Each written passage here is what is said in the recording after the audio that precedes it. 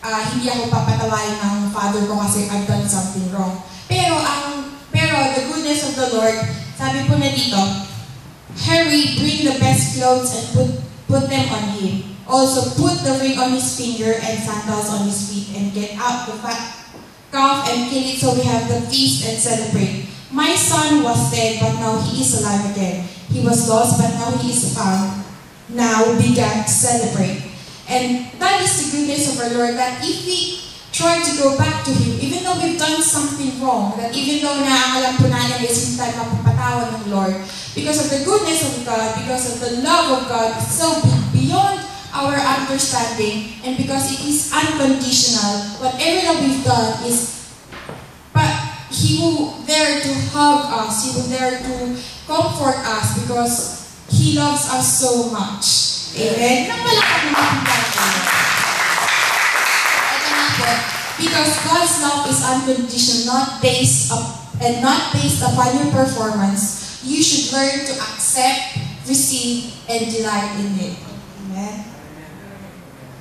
And the second po na characteristic po ng God's love is eternal. Ito po ay panghabang buhay. At ito'y no matter where you are, as a man, forever and ever and ever. It will never cease nor it will never end. Ang pagmamahal po ng Lord ay wala po siyang end to stream. Wala siyang finish line. So, gusto ko lang pong i-include po ang Psalms. Chapter 136 verse 2 that it says, give thanks to the Lord our God and King, because His love endures forever. Parang ang love po ng ating pong Panginoon is parang lifetime warranty. Parang ganun po. Kung bibili ka ng washing machine, may 3 years warranty, 5 years warranty. Pero ang pagmamahal po ng ating Panginoon ay forever and ever and ever. Amen? You never run out. Sabi din po sa Isaiah chapter 54, verse 10. The mountains may disappear and the hills may come to an end, but my love will never disappear. My promise of peace will not come to an end, and says the Lord who shows mercy unto you. Napakaganda pong isipin na ang pagmamahal ng aming Panginoon is for eternity.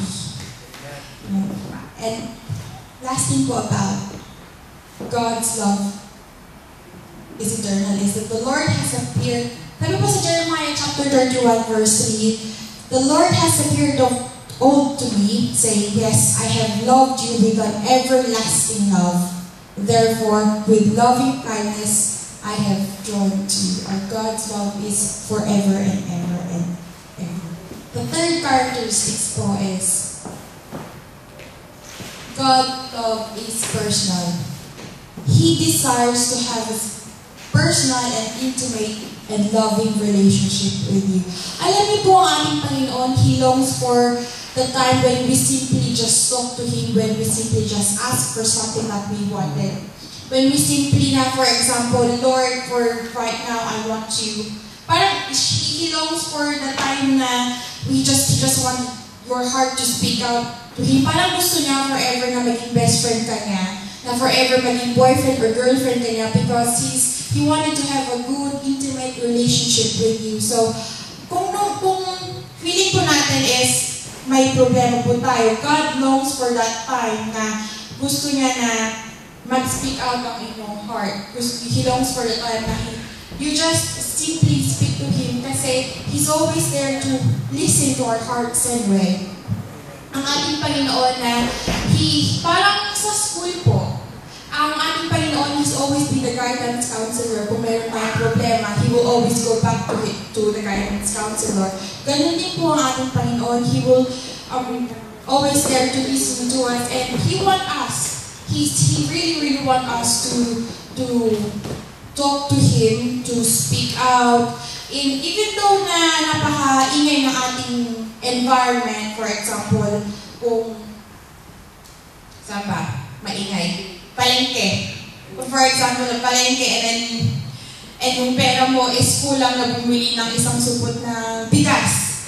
And God wants you to speak out.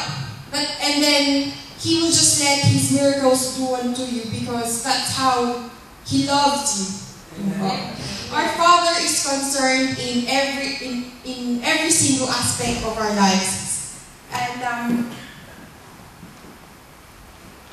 so Psalms 139 verses 1 to 3 po. Sabi po dito is, Lord, you have examined me and know all about me. You know when I sit down and when I get up. You know my thoughts before I think of them. You know where I go and where I lie down. You know thoroughly everything I do. That's how our God is. That's how God knows about us. He knows everything. Na even nga, sabi po sa Matthew chapter 10 verse 30, sabi, even the very hairs of your head are all numbered.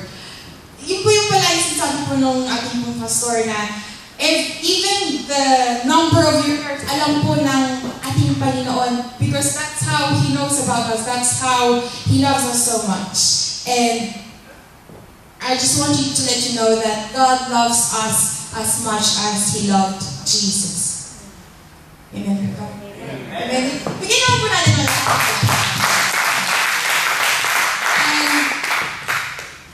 last characteristics po ng ating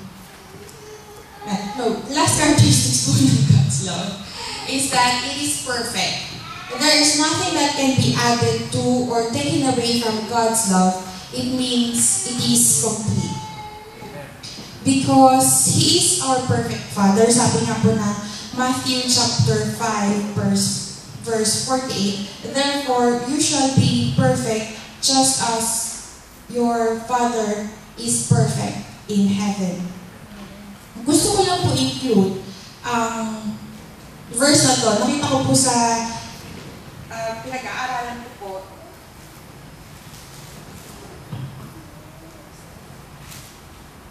Na sabi po dito in 1 Corinthians chapter 13 verse 7, which is parang nagiging favorite ko lang po itong verse na to. Sabi po dito, Christ's love is greater than anyone can ever know. But I pray that you will able to know that love and that you can be filled with the fullness of God. And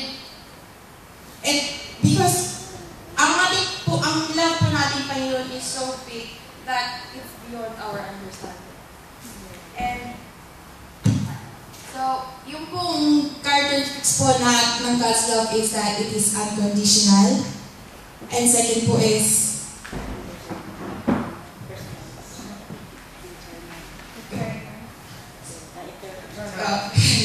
so God's love is unconditional. First, God's love is eternal, panghabang buhay.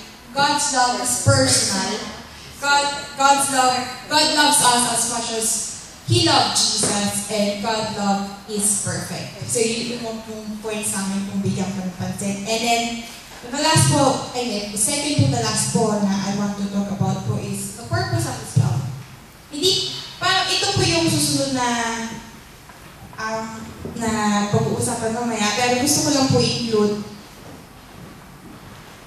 purpose of love is to save man from the greatest calamity, our salvation. Yun po yung pag-uusapan mamaya ng ating pong sister. Ito po, sabi kanina, nakita po ni Papa ang aking pong PowerPoint.